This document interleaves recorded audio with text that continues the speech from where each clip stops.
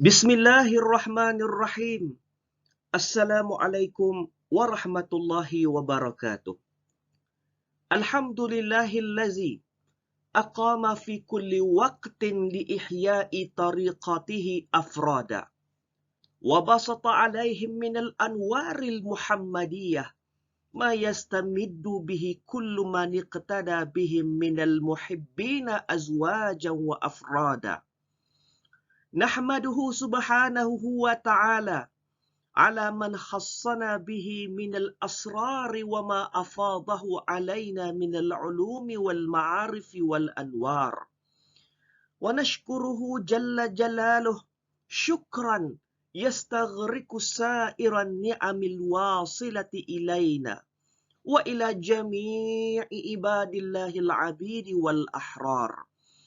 Wassalatu wassalamu ala ashrafil anbiya'i wal mursalin sayyidina Muhammad wa ala alihi wa sahbihi ajma'in, amma ba'du.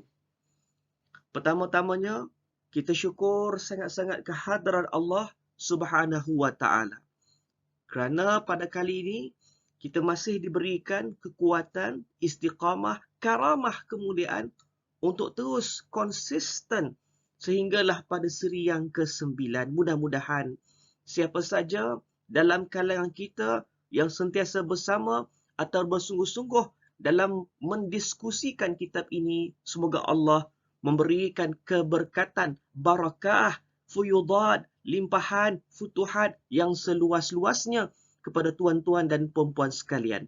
Terima kasih kepada pihak penganjur, bahagian falak dan sumber maklumat, Jabatan Mufti Kerajaan Negeri Sembilan Darul Khusus atas laluan dan platform dalam kita membahaskan dan mendiskusikan kitab khusus berkaitan dengan tarikat tasawuf ini, iaitulah kitab Nihayatul Matlub li Tasfiyatil Qulub yang disusun oleh Syekhul Islam Syekh Wan Sulaiman bin Wan Siddiq.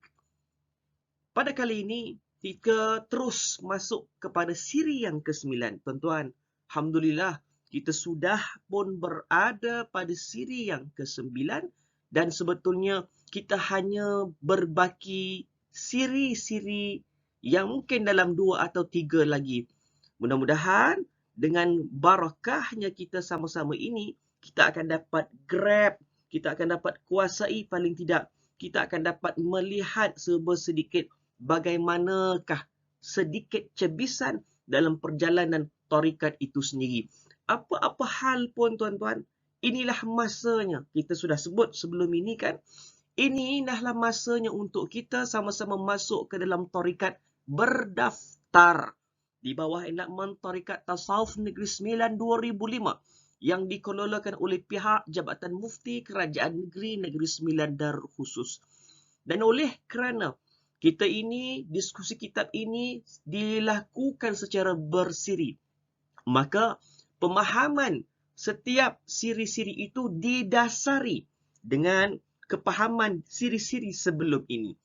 Maka untuk memahami secara lebih murni dan harmoni bagi siri yang ke-9 dan yang akan datang, maka adalah lebih molek untuk kita sentiasa buat revision dan kita membuat ulang kaji dan pemahaman yang penting apa yang disebutkan dalam siri yang pertama sehinggalah siri yang ke-8 sebelum ini, agar kita melihat keterkaitan, ada synchronize antara satu dengan yang lain sehinggalah pada siri-siri yang akan datang, dan supaya tidak berlaku cacat cela pemahaman ataupun lompong di sebalik pemahaman kita pada siri-siri yang seterusnya. Mudah-mudahan Allah mempermudahkan cara kita berfikir, Allah mempermudahkan kepahaman kita, dan Allah Subhanahu wa ta'ala memberikan kepada kita keampunan, keizinan untuk kita lebih memahami dan memasuki bidang ini dengan seluas-luasnya.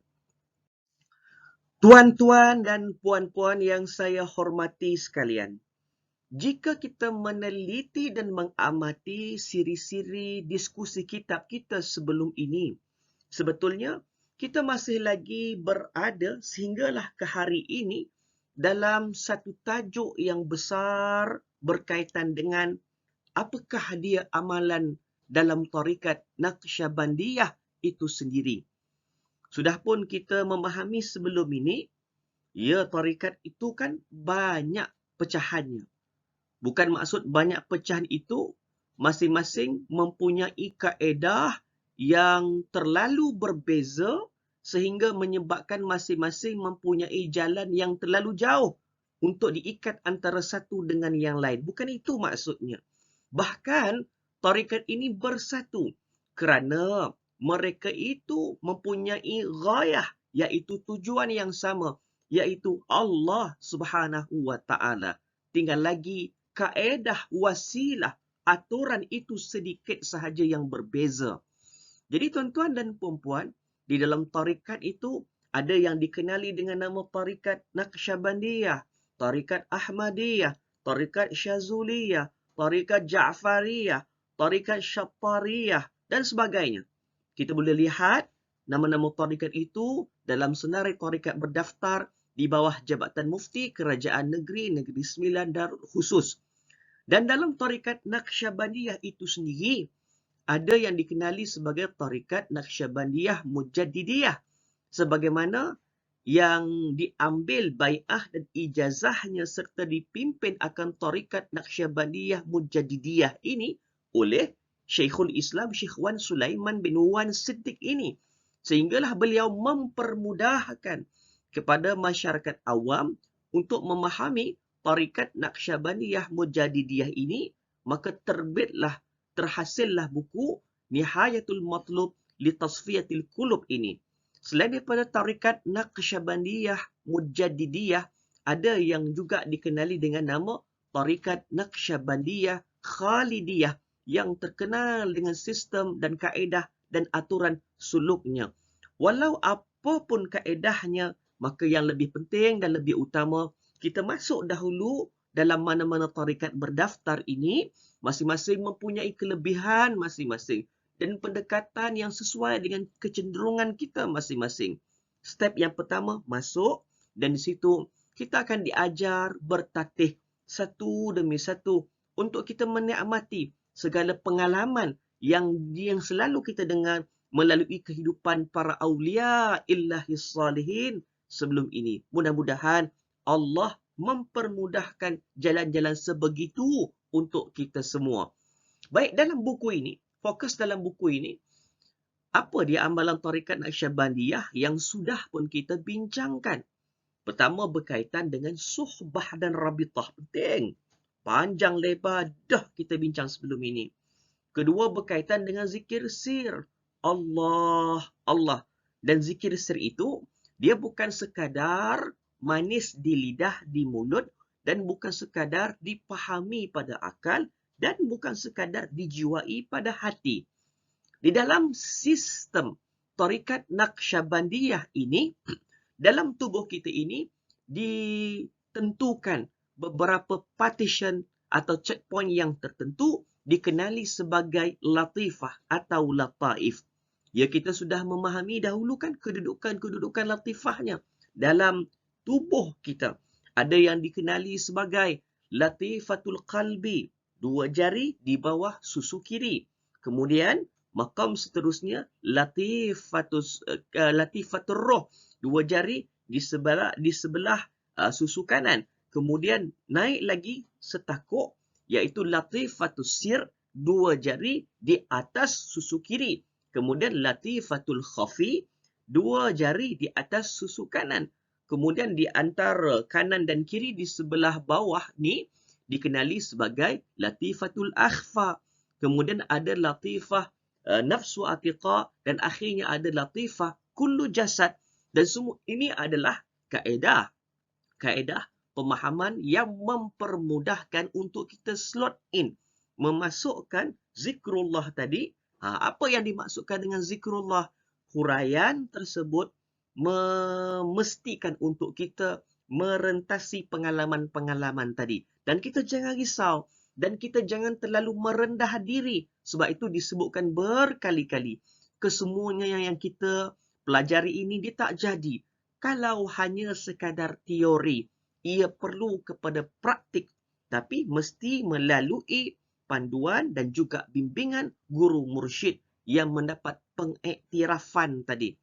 Jadi sebab itu penting kita melihat kepada tarikat-tarikat berdaftar. Baik, selesai. Jadi dalam amalan tarikat Naqsyabandiyah, kita dah bincang berkaitan dengan suhbah dan rabitah. Kita dah bincang berkaitan dengan zikir sir.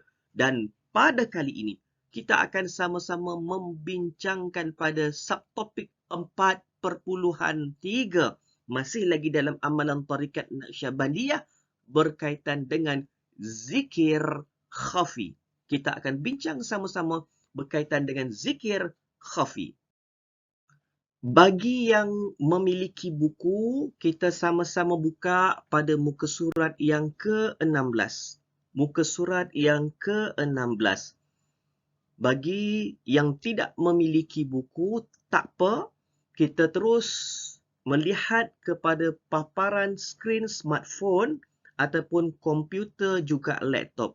Tapi tuan-tuan dan puan-puan, sebaik-baiknya pastikan kita memiliki buku Nihayatul Matlub li Tasfiyatil Qulub ini. Ada dibekalkan, dijual di Jabatan Mufti Kerajaan Negeri Sembilan Darul Khusus.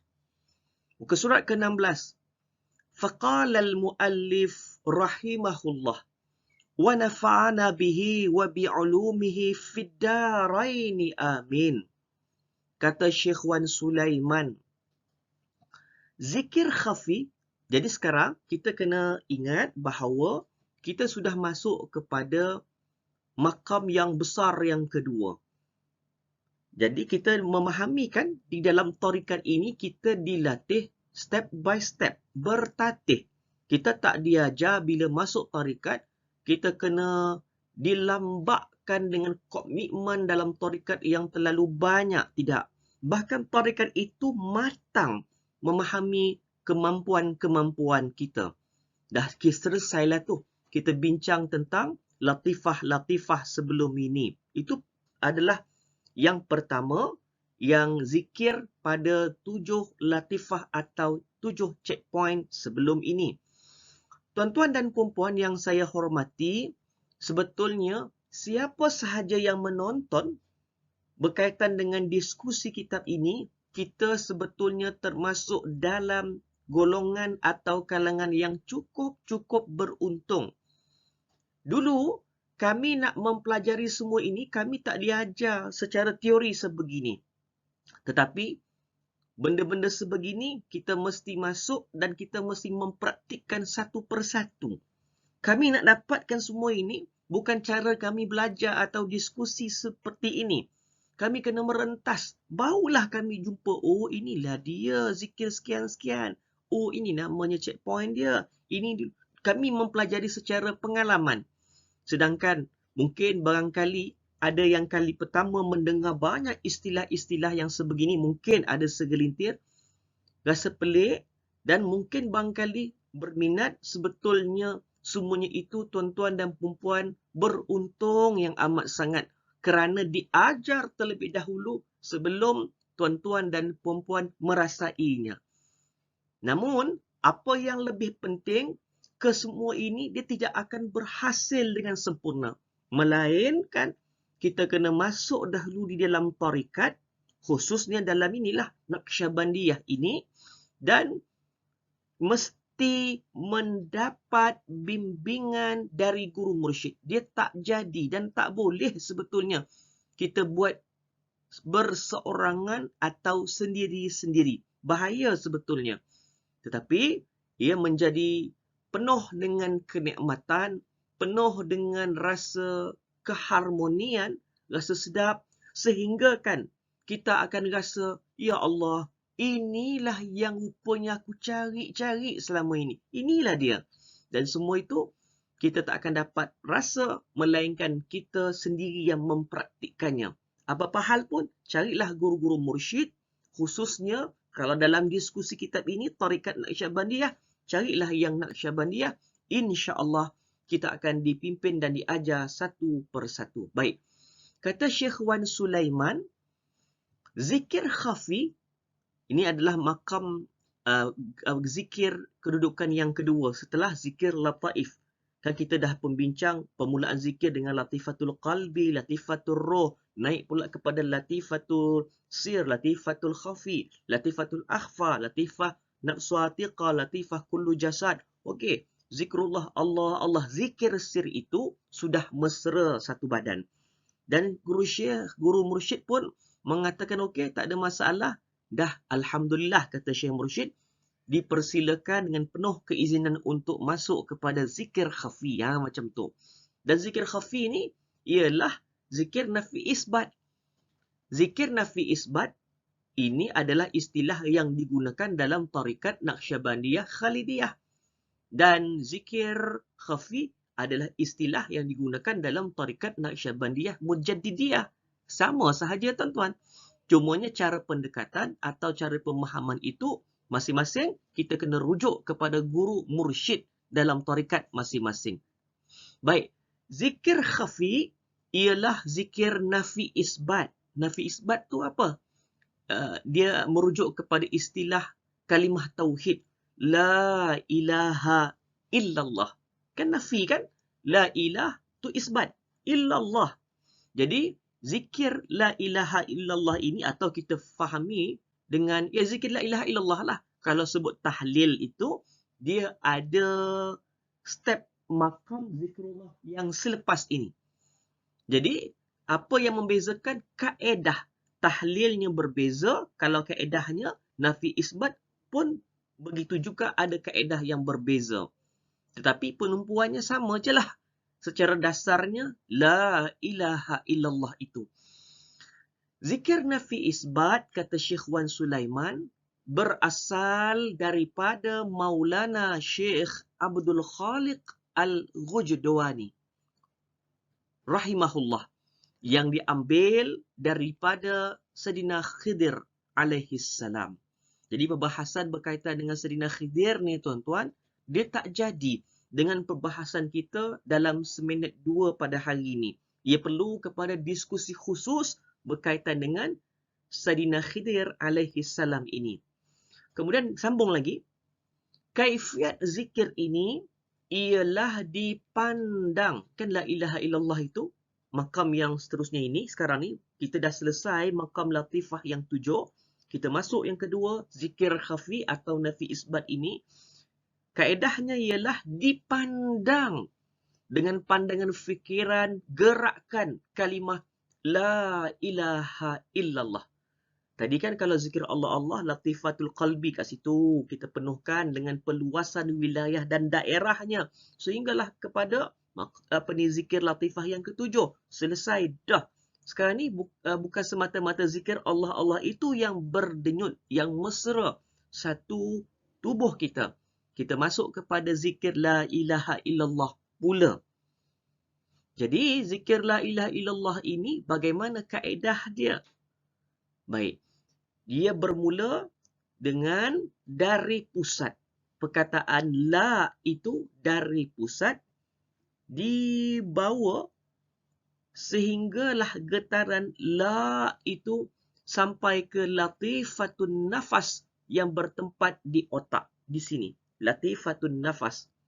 Seluruh badan disebut sebagai latifah kullu jasad.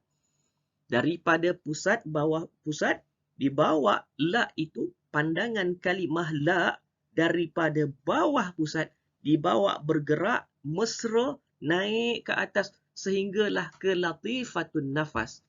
Sebab itu tuan-tuan, untuk zikir khafi atau nafi isbat yang kedua ini, kita akan payah sukar untuk kita faham jika kita tak betul-betul hadam zikir latifah-latifah sebelum ini. Kalau zikir-zikir pada latifah sebelum ini, kita boleh mesrakan, kita sebatikan. Zikir yang kedua, nafi isbat ni mudah sangat bagi kita. Tinggal lagi, kita harus disiplin mengikut kaedah-kaedah dan aturannya. Okey, selesai. Kita melihat dengan pandangan yang jelas dan jitu. Perkataan kalimah la daripada pusat dibawa naik sehinggalah daripada bawah pusat dibawa naik sehinggalah kepada latifatun nafas. Tadi la, Kemudian ilaha. Ilaha ini dipukul dengan kuat, kata Syekh Wan Sulaiman. Ilaha. Dibawa, minta maaf. La daripada bawah. La ilaha. Ilaha tu dibawa daripada atas, tolak ke bahu kanan. Ulang balik semula. La daripada bawah. La ilaha. Ini bahu kanan saya. Maksudnya, masing-masing nanti bila kita ada keizinan berzikrullah sehingga ke makam ini. Itulah gambaran secara umum yang kita akan lalui. Zikir, nafi isbat atau khafi. La itu daripada pusat dibawa ke atas ke latifatu nafas. La ilaha itu, pandangan ilaha itu dibawa ke bahu kanan. Ilaha illallah. Ketika illallah itu dipukul kuat secara isyarat ke latifatul qalbi. Dan kesemua pergerakan itu mestilah melintas checkpoint, latifah-latifah yang kita sebut sebelum ini. Ulang semula. La itu semuanya pergerakan melalui zikrullah dalam hati. Hentakkan kekuatan pendengaran dalam hati itu amat memainkan peranan. Sebab tu kita kena lepaskan makam yang pertama latifah tadi. Sebab bila lepas makam yang pertama latifah, kita akan tenang di situ, fokus dan dominasi akal, fikiran, pandangan, penglihatan, semuanya itu tertumpu kepada kalimah Allah. Dan apabila masuk kepada zikir khafi nafi isbat itu, tumpuan pandangan itu bukan sekadar kalimah Allah, disulami, dilapisi dengan kalimahnya la ilaha illallah. Jadi la dari bawah, la ilaha illallah. La ilaha illallah. Dan pemahaman terhadap nafi isbat atau khafi itu sebetulnya bukan terhenti di situ sahaja. Bahkan ia akan kita rasai penghuraiannya terlalu luas. Apapun dapatan kita daripada kesan berzikir la ilaha illallah itu mestilah wajib untuk dimaklumkan kepada syekh-syekh mursyid yang berdaftar tadi. Maksudnya kalau dalam tarikat Naqsyabandiyah, rujuklah kepada tarikat Naqsyabandiyah punya guru mursyid ini. Baik, selesai. Dan ketika melakukan gerakan-gerakan zikir tadi, la ilaha illallah yang disebut bukan pada lidah, tetapi disebut pada kekuatan lidah dalaman, kekuatan tajamnya pandangan mata dalaman dan pendengaran dalaman tadi. Itu adalah yang pertama. Sambil menyebut la ilaha illallah di dalam hati, lidah ditongkatkan ke langit. Macam mana lidah ditongkatkan ke langit? Hujung lidah ditolakkan pada langit. Hujung lidah naik ke atas langit ketika menyebut la ilaha illallah itu. Kedua-dua mata dipejamkan ketika zikrullah tadi. Dan tidak melakukan rabitah. Diingat dan dihadirkan makna kalimah nafi isbat, iaitu tidak ada sebenar-benar wujud melainkan Allah. Tak ada Tuhan kecuali Allah. Tak ada Tuhan kecuali Allah. Dan nafas ditahan ketika melakukan zikrullah, zikir khafi nafi isbat itu. Tuan-tuan dan puan-puan yang saya hormati sekalian, ahlan wa sahlan.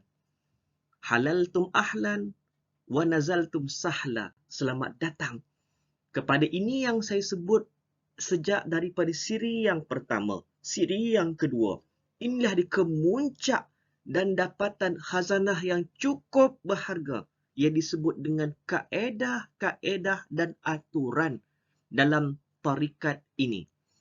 Dan kalau kita ikutkan apa yang kita pelajari berkaitan dengan zikir lataif, latifah yang 7, kemudian yang pada kali ini muka surat yang ke-16 diajar dengan zikir khafi, nafi, isbat, sebetulnya tidak boleh diajar dalam bentuk umum nanti ia akan menimbulkan banyak spekulasi, kontroversi dan juga fitnah. Tetapi ia kan berkebetulan kita mendiskusikan kitab ini dan ia kebetulan juga kerana kitab ini menyangkut berkaitan dengan zikir-zikir dan kaedah tersebut, maka kita pun diskusikan perkara tersebut. Tetapi apa yang kita lakukan dan kita bincang masih dalam berbentuk umum, general dan masih lagi surface. Belum lagi mendalam dan kesemua itu secara teliti dan kita nak amati bersungguh-sungguh secara praktik, wajib mesti kita rujuk kepada guru yang mursyid, khususnya di dalam tarikat Naqsyabandiyah ini. Baik, secara kesimpulannya apa yang kita fahami ialah berkaitan dengan kaedah-kaedah zikir ini, selain daripada suhbah dan rabitah, maka kita diberikan penumpuan terlebih dahulu kepada makam zikir yang besar yang pertama. Disebut sebagai zikir lataif. Latifatul qalbi sehinggalah kepada kullu jasad itu. Selesai kepada zikir lataif yang 7 itu, selesai kita masuk kepada zikir nafi isbat ataupun zikir khafi. Okey, kaedah zikir khafi ni pula secara umumnya dengan cara apa yang disebut oleh Syekh Wan Sulaiman lah dalam buku ini. Dengan cara pertama, kita tahan nafas di bawah pusat. Tahan nafas di bawah pusat dan konsentrate zikir nafi isbat itu dengan perkataan La ilaha illallah. Bagaimana kita nak ungkapkan? Ungkapkan dengan lidah, mata, pendengaran, dalaman. Ungkapan semuanya dalam bentuk dalaman. Jadi tahan nafas di bawah pusat. Tarik dan tahan.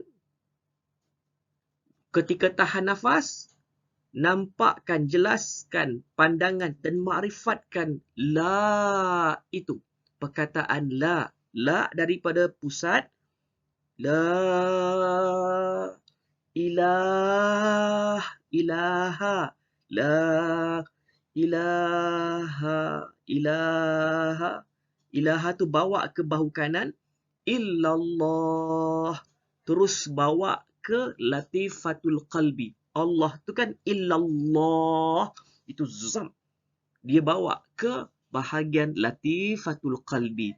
Dan kesemua latifah-latifah yang dibaca itu tadi, mestilah kita melalukan ianya semua, merentasi checkpoint latifah-latifah yang disebut tadi. Maka ia ia serentak berzikir itu. Tidak hanya sekadar pada gerakan yang satu, la ilaha illallah, tetapi ia melalui juga latifah-latifah yang kita bincangkan sebelum ini.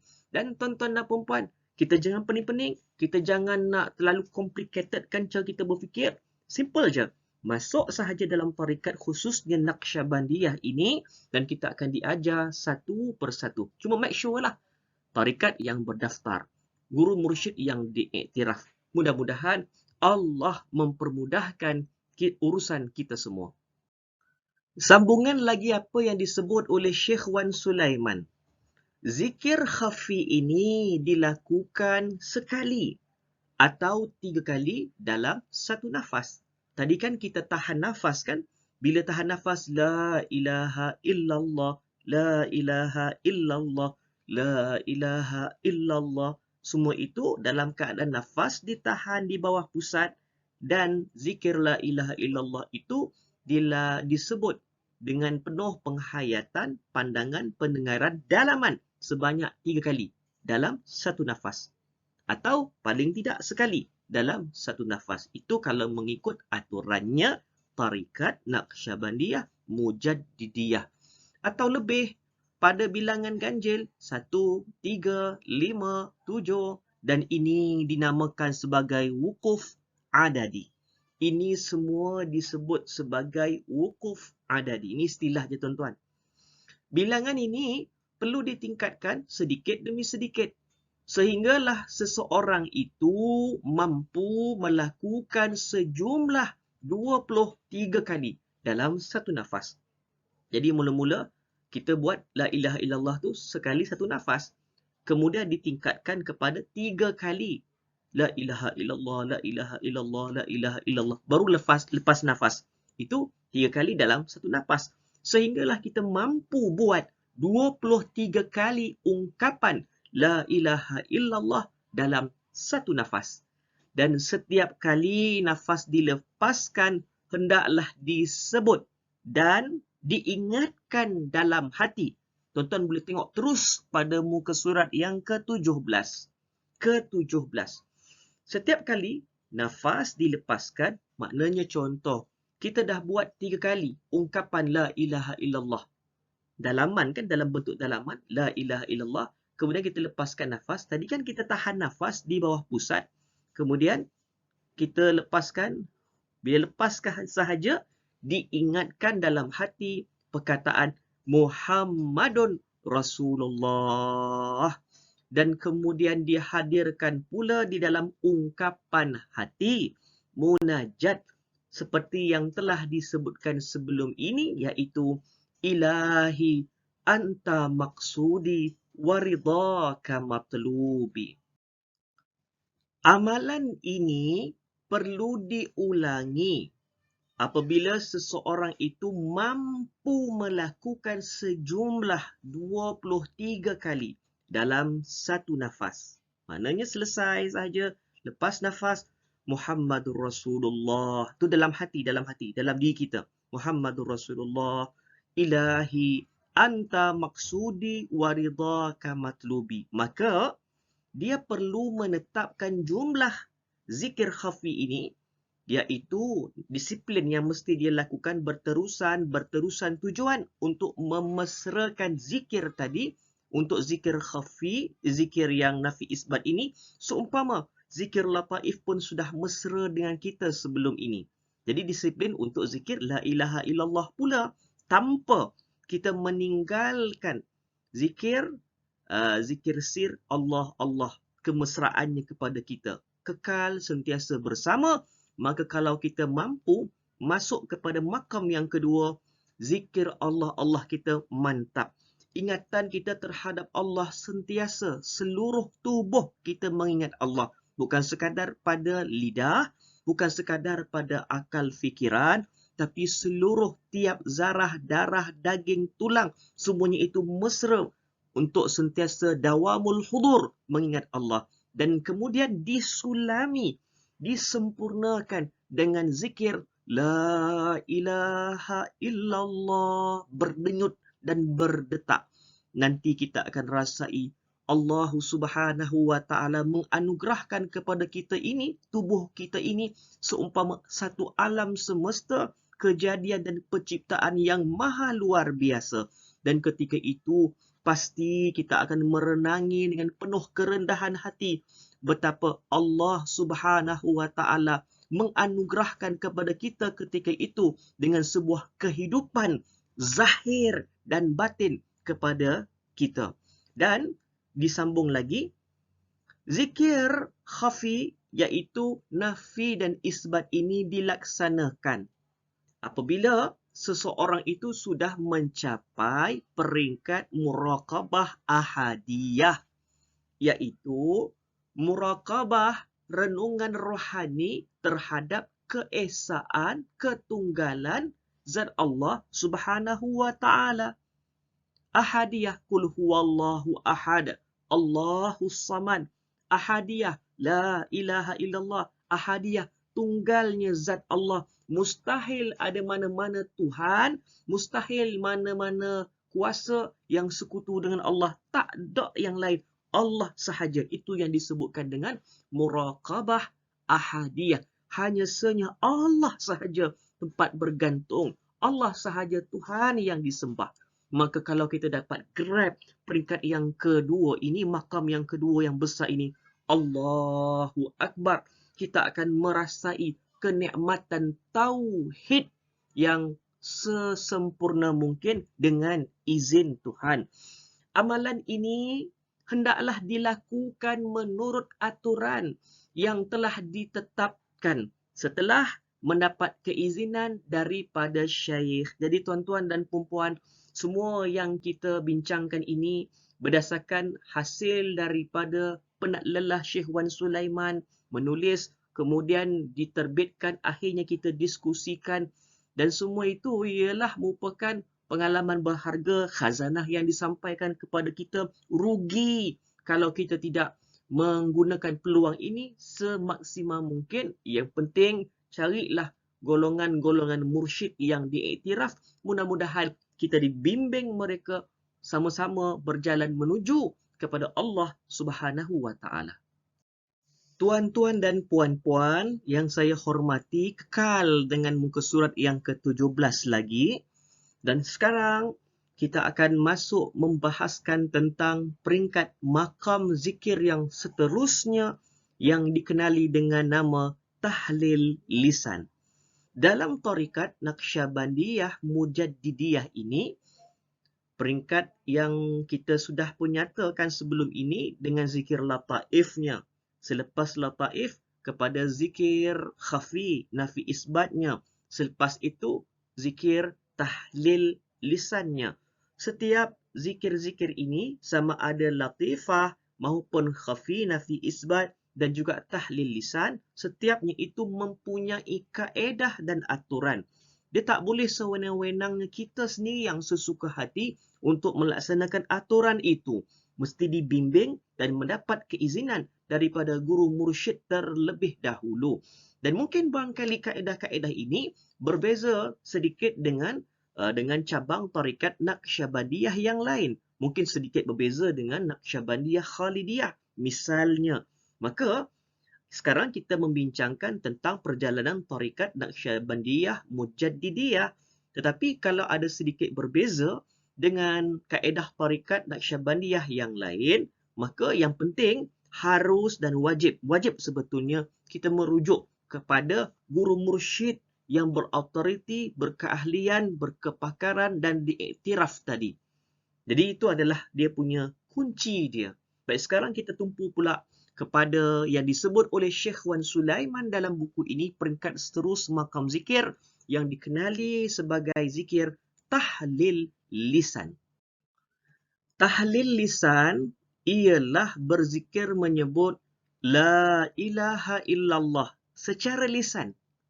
Secara lisan. Ini dalam tarikat Naqsyabandiyah Mujaddidiyah. Secara lisan. Serta diingatkan dan dihadirkan maknanya. Jumlah zikir yang pernah dilakukan dalam masa sehari semalam ialah tidak kurang daripada 5,000 kali untuk selama-lamanya. Jadi, banyaknya 5,000 sehari semalam. Macam mana kaedah dia? Itu yang disebutkan dari awal, rujuk kepada guru mursyid. Guru mursyid ini mereka lebih matang, lebih cerdik untuk melihat kemampuan dan kekangan kita. InsyaAllah mereka itu lebih faham sebab mereka sendiri mempunyai banyak pengalaman dalam membimbing rohaniah kita. Dan disebut lagi oleh Syekh Wan Sulaiman, setiap kali hitungan zikir mencapai 100 kali, kan la ilaha illallah, la ilaha illallah, maka disebut la ilaha illallah Muhammadur Rasulullah. Zikir tahlil lisan dilaksanakan setelah seseorang itu mula melaksanakan muraqabah ma'iyah, iaitu muraqabah terhadap kebersertaan Allah Subhanahu wa taala dengan makhluknya. Bukan maksud Allah itu menyusup dalam tubuh makhluk. Itu dah macam fahaman Syiah. Tarikat sama sekali tidak seperti itu. Maksud kebersamaan itu kan bahasa yang hanya difahami oleh jiwa, penjiwaan.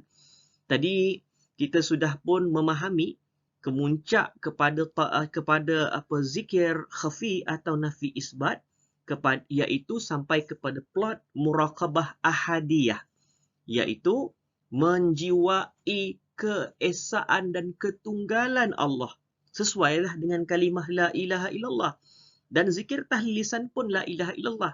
Kita naik lagi setakuk, bukan sekadar kita muraqabah ahadiyah tadi, merasai ketunggalan sifat esanya Tuhan, mustahil ada kuasa lain yang sekutu dengannya, mustahil. Tak ada Tuhan melainkan Allah sahaja. Allah sahaja Tuhan. Itu muraqabah ahadiyah. Dan pada kali ini, tahlil lisan bukan sekadar penuh keyakinan sebegitu, tetapi disulami dengan muraqabah ma'iyah. Kita merasakan kebersamaan, dawamul hudur ma'allah. Jiwa itu bersama dengan Tuhan. Bukan kita setaraf dengan Tuhan, tidak. Jiwa itu sentiasa ada punya connection, punya hubungan dengan Allah. Itu yang disebut sebagai wahuwa ma'akum aynama kuntum. Di mana sahaja kamu berada, tu ayat Al-Quran. Allah bersama kamu di mana sahaja kamu berada. Dan kesemua itu, muraqabah ma'iyah ke, tahlilnya ke, berapa kali jumlahnya itu, mestilah setelah mendapat keizinan Syekh. Sebab itu perkara-perkara sebegini penting. Kalau kita mestilah melihat kepada tarikat yang berdaftar.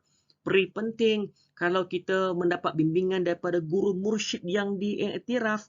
Hari ini, kenapa tarikat terpalit dengan fitnah, dengan kata-kata nista dan perkataan yang tidak baik?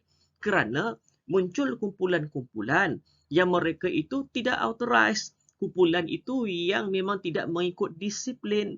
Bahkan guru-guru itu tidak mendapat keizinan. Dan guru-guru itu kadang-kadang dia mencampur adukkan kaedah dan aturan, sedangkan ketika itu mereka belum layak lagi dan belum ada keizinan daripada gurunya sebelum ini. Dan akhirnya mereka membawa satu kumpulan yang besar, ramai pengikut, dan mereka pula declare ini kumpulan tarikat. Kemudian diambil videonya dan diviralkan dalam YouTube, disebarkan dalam WhatsApp dan juga Facebook dan sebagainya, mana-mana platform media sosial yang lain. Dan akhirnya inilah yang menyebabkan sangkaan buruk terhadap tarikat. Sedangkan tarikat itu adalah benar. Tarikat itu mustahil terlibat dengan perkara-perkara yang bercanggah dengan syarak, sebab tarikat itu sendiri didirikan berlandaskan Al-Quran dengan Sunnah. Tarikat itulah yang datang hadir sebagai platform menyempurnakan fiqh dan tasawuf.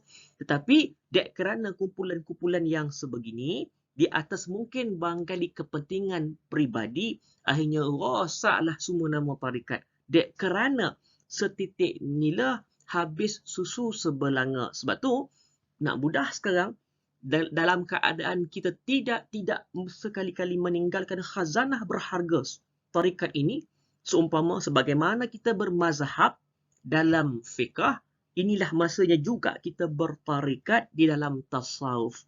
Jadi pastikan yang berdaftar di bawah enactment Tarikat Tasawuf Negeri Sembilan 2005 dan mendapat dan guru mursyidnya mendapat pengiktirafan tadi. Mudah-mudahan Allah memudahkan seluruh urusan kita semua.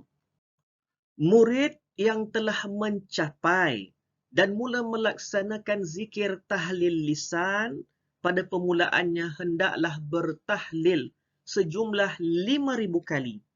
Jadi tuan-tuan, apa yang kita sebutkan ini adalah aturan secara dasarnya daripada tarikat Naqsyabandiyah Mujaddidiyah. Berbeza sedikit kaedahnya dengan tarikat Naqsyabandiyah Khalidiyah. Jadi tak ada apa pun, tujuannya tetap Allah. Tinggal lagi kaedahnya yang berbeza. Yang penting rujuklah kepada guru yang berautoriti. Jadi sekarang ini dalam pelaksanaan yang tarikat Naqsyabandiyah Mujaddidiyah.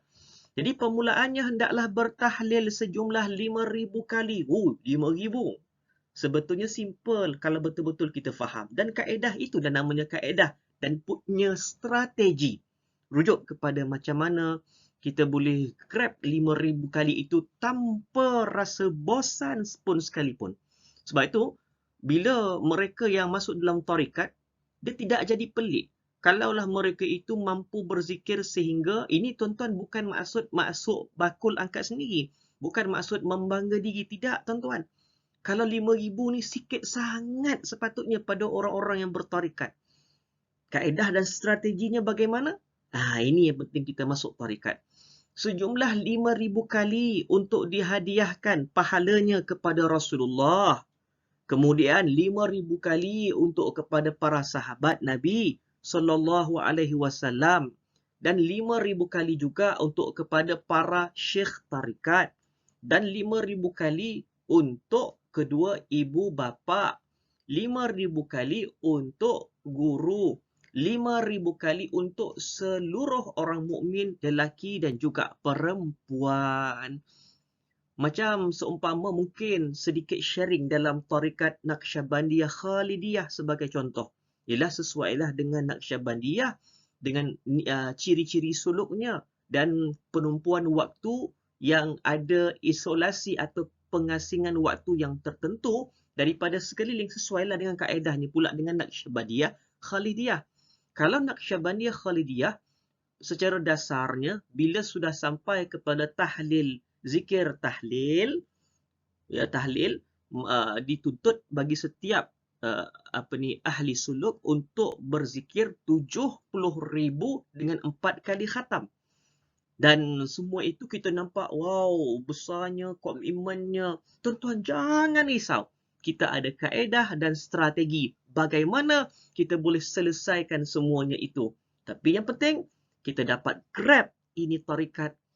Luaran kita cukup akan kita laksanakan yang semaksimal mungkin. Buat yang terbaik untuk Tuhan. Kita lakukan yang terbaik, mengabdikan diri kepada Allah dengan melakukan yang terbaik kepada dunia ini. Kita akan dapat lihat di situ. Dan kita akan dapat rasa betapa bukan sekadar fizikal kita yang hidup, jiwa kita juga yang hidup.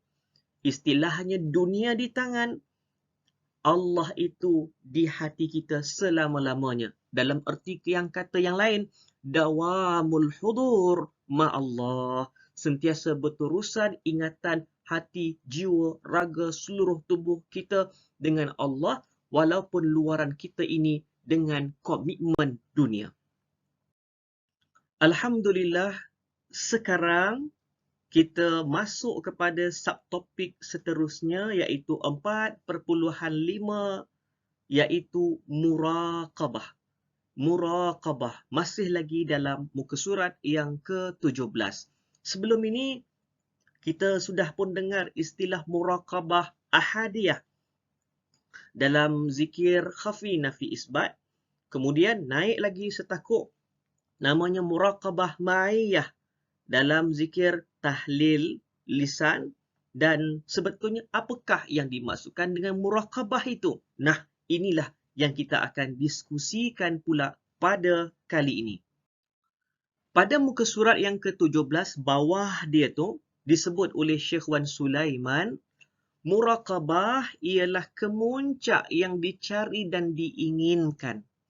Muraqabah pada istilah ahli tarikat bermaksud menjaga hati daripada sebarang lintasan atau khawatir, serta menunggu limpahan kurnia ilahi atau disebut sebagai faidul ilahi.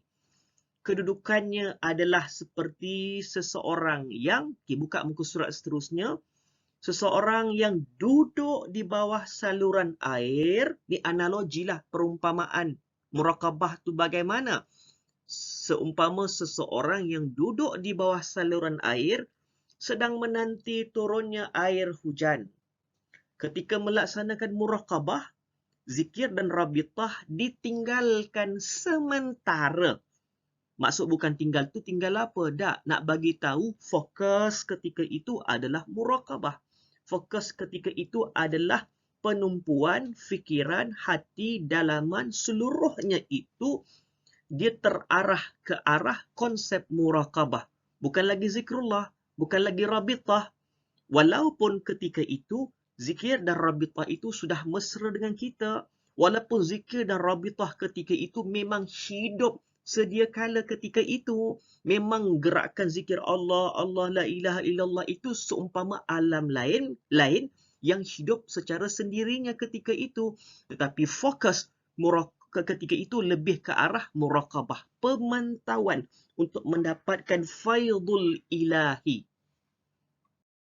Ketika melaksanakan muraqabah, seseorang salik atau ahli tarikat, murid nilah, hendaklah berterusan mengingati Allah yang sentiasa memerhatikan keadaan dirinya. mengetahui segala perbuatannya seolah-olah murid tersebut hadir di hadapan Tuhannya. Bila bermaksud dengan ungkapan sebegini, jangan kita anggap berada di hadapan Tuhan itu dengan menggambarkan zat Allah. Itu tak betul. Apabila Nabi SAW memberikan jawapan kepada persoalan Jibril AS, akhbirni anil ihsan, wahai Muhammad, terangkan kepada aku apakah yang dimaksudkan dengan ihsan. Kan itu kan semua 3 serangkai rukun beragama. Rukun Islam, rukun iman, rukun ihsan. Tengok bagaimana Rasulullah memberi jawapan. Ihsan an ta'budallah ka'annaka tarahu fa illam takun tarahu fa innahu yaraka. Maksudnya, engkau menyembah Allah dalam keadaan seolah-olah melihat Allah. Lagilah pula melihat Allah. Tapi adakah ini bermaksud melihat hakikat zat Allah yang sebenar? Tidak. Ini yang dimaksudkan kefahaman melalui jiwa.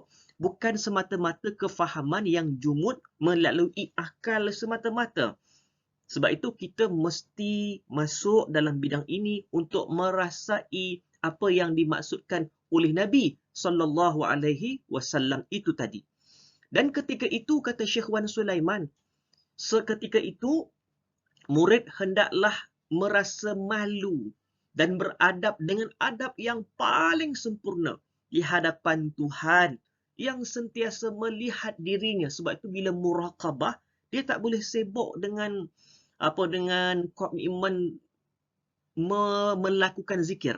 Kalau zikir itu hidup dengan sendirinya, sebab tu dalam peringkat muraqabah ini, latifahnya kena mantap sehingga boleh hidup dengan sendiri. Zikir khafi nafi isbatnya kena hebat sehingga boleh hidup dengan diri dengan sendiri, supaya apabila berada di makam tahlil, bila berada di makam muraqabah ini, maka ia tidak sibuk dengan memperoleh kesan-kesan zikir tadi, tetapi zikir itu sudah sedia ada, dan ketika itu murid hanya fokus kepada muraqabah sahaja. Tumpu sahaja, pandang sahaja muraqabah tadi, dalam keadaan untuk mendapatkan limpahan fuyudat, futuhat daripada Allah Subhanahu wa ta'ala. Sehingga kan, ni tuan-tuan, ni kesan dia. Apabila kita dapat muraqabah tadi, kita hendaklah jaga adab. Sebab ketika itu, kita dah rasa dah betapa ubudiyahnya diri kita, kehambaannya diri kita, lemahnya kita, dan ketika itu kita tenggelam di dalam lautan keagungan Tuhan, tenggelam dalam lautan keesaan Allah, tenggelam kita dengan penuh rasa kebesaran Allah. Sedangkan kita ini sekecil-kecil makhluk yang hakikatnya tiada apa-apa, mujur sahaja Allah yang memilih kita, dan kita dapat melihat semuanya ini. Dan ketika itulah yang disebut jaga adab sungguh-sungguh kepada Allah. Kerana dek perbuatan kita keji sebelum ini tetap punya kesalahan, dan mudah-mudahan kita mengharapkan belas ihsan Allah Subhanahu wa ta'ala menghapuskan segala dosa kita, yang dosa-dosa yang menyebabkan seorang itu jauh daripada pintu rahmatnya. Syekh Wan Sulaiman menyebut lagi, diceritakan bahawa Sirri As-Saqati atau Sirri As-Saqati rahimahullah tidak pernah melunjurkan kakinya ke arah kiblat selama 40 tahun. Kita kalau dengar tuan-tuan, kita kata mengarut. Tetapi kalau orang sebegini yang mempunyai penjiwaan, kita sebetulnya tak boleh kita kata benda itu tiada kalau kita tidak pernah lalui. Bila kita dah rasa, baru kita lalui, baru kita kata, oh, ada rupanya. Sebab itu tak boleh mudah-mudah kita kata benda tu tiada, sedangkan kita tak jumpa lagi. Dan sesuailah dengan Sirri As-Saqati, beliau, rahimahullah, yang dalam keadaan sebegini dan makamnya. Kalau kita yang belum makamnya seumpama macam Syekh Sirri As-Saqati tak melunjurkan kaki, oh, parah hidup kita.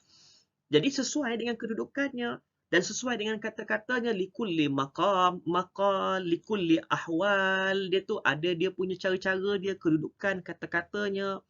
Sirya Saqati tak pernah melunjurkan kakinya ke arah kiblat selama 40 tahun. Dan dalam tempoh tersebut, dia berterusan dalam keadaan bersimpuh. Ini perkataan ini kita nak telitilah balik. Kita hendaklah kita fahami. Dan jika betul ini disebut sebagai karamah nama dia. Karamah kemuliaan yang kita tidak peroleh. Beliau peroleh dan kita tak boleh menafikan kalau ia benar-benar berlaku. Dan ini semua adalah kesan daripada keyakinan muraqabahnya. Tuan-tuan cuba tengok. Ada orang boleh je berpuasa setiap minggu, Khamis, Isnin dan Khamis.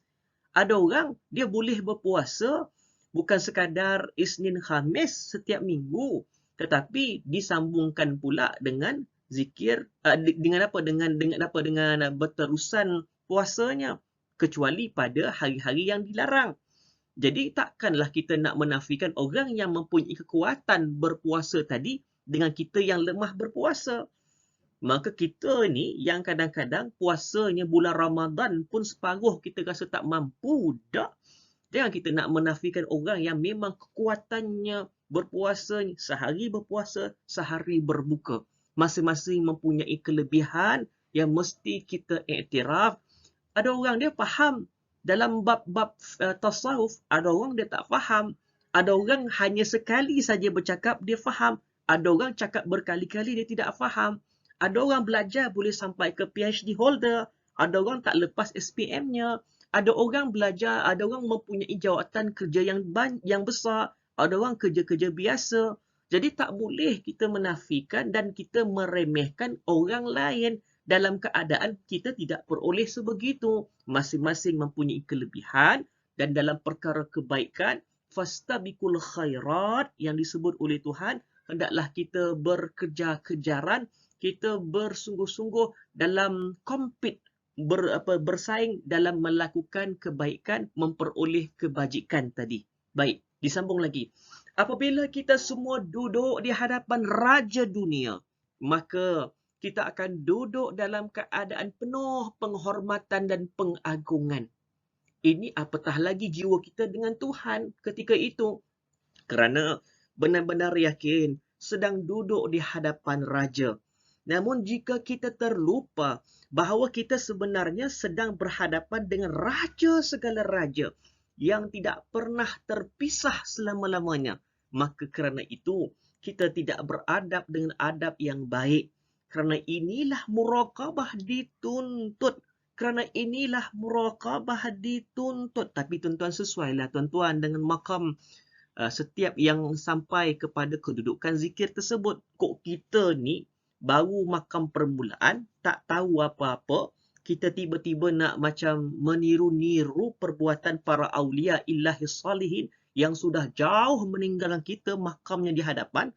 Dia akan jadi pincang cara watak kita dengan masyarakat. Sebab itu dalam tarikat kita mesti merentas satu persatu. Dia tak boleh kita orang biasa terus kita nak berubah menjadi sang wali. Nanti mesti pelik cara penerampilan kita. Orang akan jadi canggung dengan cara kita bercakap. Orang akan jadi pelik dengan pemakaian kita, penerampilan kita. Maka sebab yang demikian, dalam tarikat, tarikatlah berfungsi untuk melatih kita bertatih dari satu peringkat ke peringkat yang lain, sehingga kalaulah kita bermasyarakat ia tidak dipandang pelik. Kita masih seperti biasa. Tetapi dalaman kita ketika itu luar biasa dengan izin Allah. Kerana inilah kata Syekh Wan Sulaiman, muraqabah dituntut supaya dilaksanakan dalam tarikat ini. Jadi alhamdulillah tuan-tuan dan puan-puan, selesai kita pada siri yang ke-9 ini. InsyaAllah kita akan teruskan kepada siri yang akan datang pada minggu yang akan datang dengan kemuncak perbahasan kitab Nihayatul Matlub. Kita dah sampai dah ni kepada muraqabah-muraqabah ini. Dan ini adalah merupakan sebahagian gambaran kecil, umum, bau surface berkaitan dengan tarikat.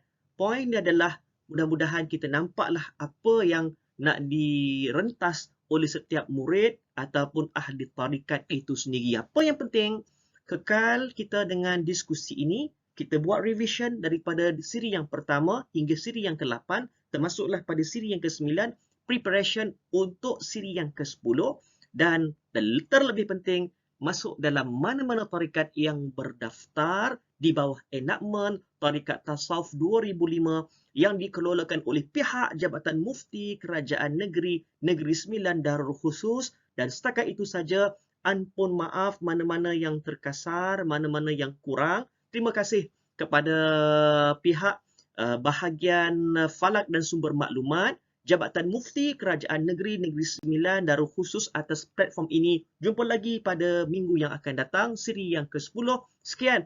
Assalamualaikum warahmatullahi wabarakatuh.